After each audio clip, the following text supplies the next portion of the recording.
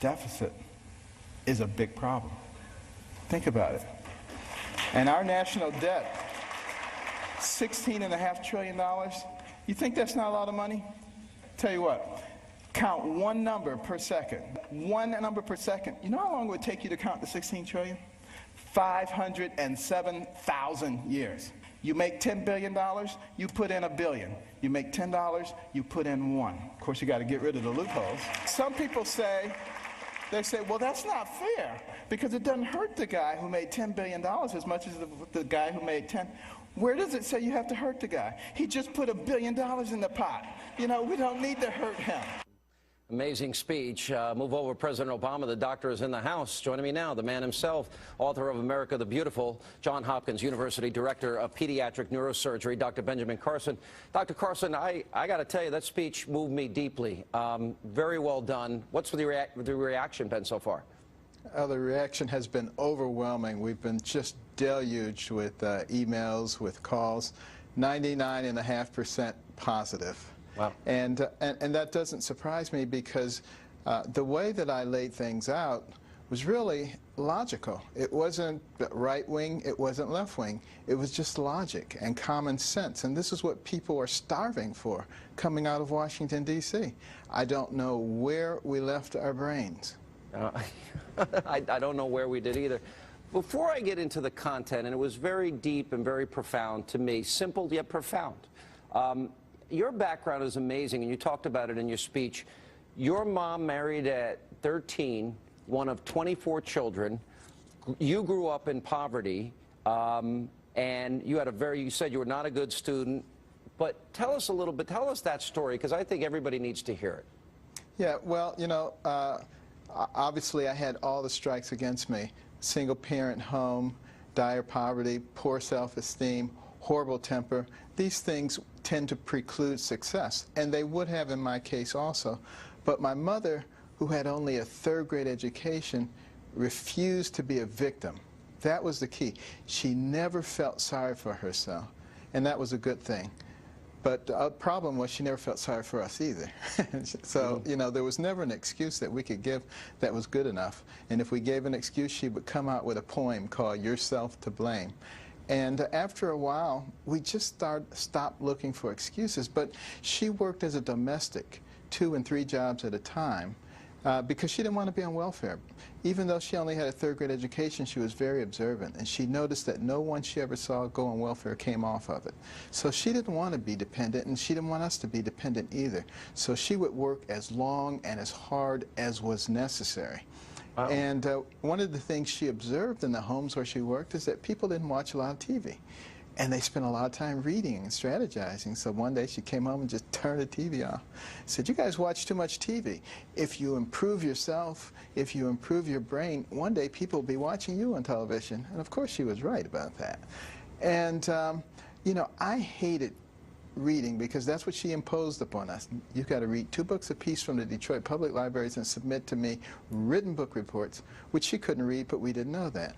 And I hated it because everybody else was outside playing and having a good time. But as I started reading, things began to happen. I was looking at words all the time. Suddenly, I could spell. I wasn't the first one to sit down in the spelling bee. Grammar and syntax. I learned how to express myself. You learn how to use your imagination rather than just observing somebody else's imagination. All of those make you into a terrific student.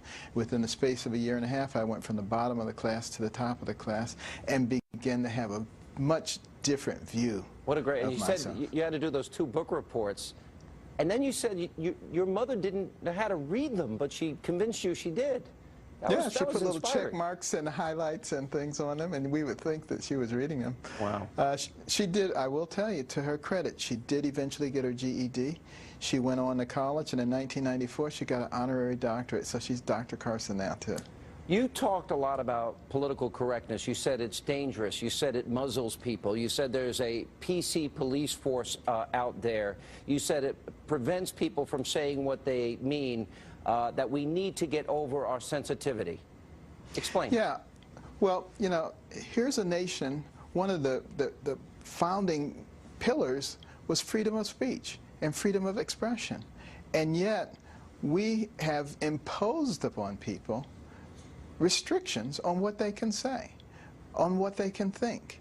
And the media, I think, is the largest proponent of this, crucifying people who say things really quite innocently. I mean, you think back a few weeks ago, the sportscaster who commented on the beauty of the quarterback's female, and people thought, that can't be right. And there was a big brouhaha, and then finally they realized, well, I guess there's nothing wrong with it. And the woman even was thankful for the compliment. But this is the level of silliness that we've risen to.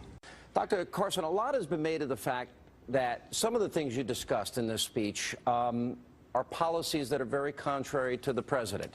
You talked at length about America's educational system failing. We're being dumbed down, is a phrase you use. The dangers of our debt and our deficit, class warfare, which you spoke out against, the tax issue, health savings accounts, that Rome can happen to America.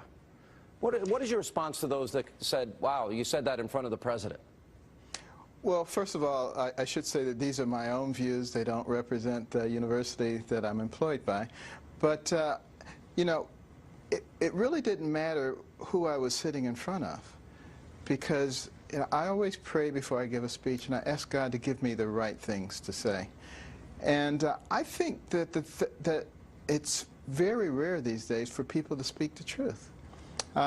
Everybody wants to go along to get along. And in the meantime, the fabric of our nation is being destroyed. We're going from a can-do nation to a what can you do for me nation. And I don't think that's what most people want, but you know, it's presented to them as the thing to do. And one of the real dangers, which I alluded to in the speech, is the fact that people don't know anything. They don't know about history. They don't know about technology. They know so little that the news media is able to tell them whatever they want them to think. And they say it enough times and people say, oh, yeah, well, that's what they said on the news. And they don't think for themselves. The founders of our nation said, our nation will fundamentally change when people become so ignorant that they can be easily led. Would you ever run for president, sir? If the Lord grabbed me by the collar and made me do it, I would. It's not my intention. I wouldn't wish that on you, but I think I would vote for you in a heartbeat. Well, thank you. I have so many emails from people saying that I could probably finance my campaign if each one gave me a nickel. Okay. What about, you gave a warning, though, about America. I share your concern. Morally, I see a decay in the country. $16.5 trillion in debt scares me. We're stealing from our kids. You came up with a great idea. I've always believed in health savings accounts. I don't like class warfare. What can we do to change things? You said we could either go down the direction of Rome, or we can change things. Yeah, well, I think the brave leaders, not the ones who are just wrapped up in their egos. And, you know, I'm not pointing this at any particular person or at any particular party. But the fact of the matter is there are a lot of people with a lot of hubris which just thinks my way or the highway. And the reason that I gave the example of the eagle with two wings, a left wing and a right wing, is that all good ideals don't reside in one party. But as the Bible says, in a multitude of counselors is safety. But in order to be able to use those counselors, we got to get rid of political correctness and let people say what they mean and really put their ideals out on the table and explain why those are good ideals. I would be willing to debate anyone on the president's team on health care and how it should be administered and how it can be done for less money. I'll tell you what I don't get a chance to do that. Because we're